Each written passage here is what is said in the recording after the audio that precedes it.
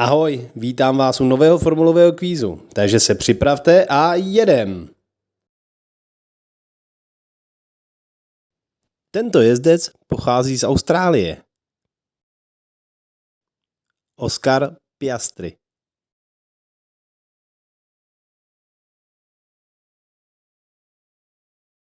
Jezdec na fotce má bratra, se kterým měl společně v tréninku na velkou cenu Abu Dhabi. Charles Leclerc.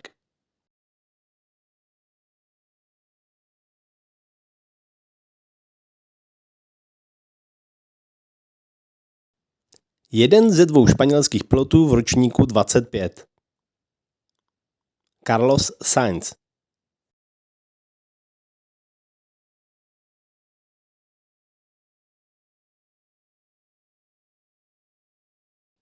Pilot, který je známý také díky svým kalendářům. Valtteri Bottas.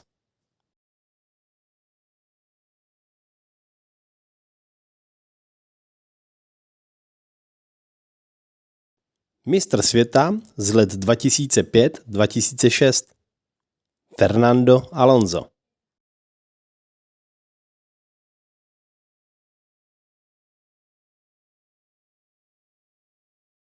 Za partnerku má dceru trojnásobného mistra světa. Max Verstappen.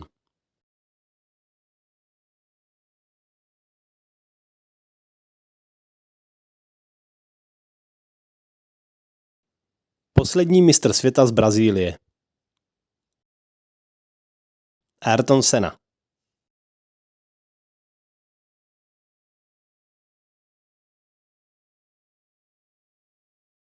V sezóně 26 bude jezdit za novou stáj Cadillac.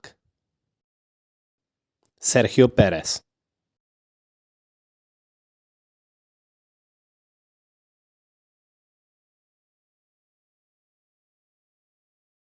Jeden ze 4 britských jezdců v sezóně 25. Lando Norris.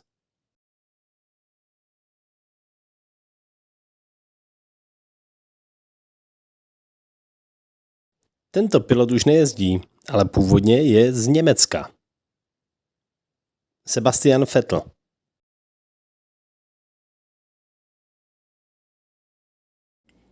Pokud se vám video líbilo, tak poprosím o like, odběr, zvoneček, zviditelnění a díky.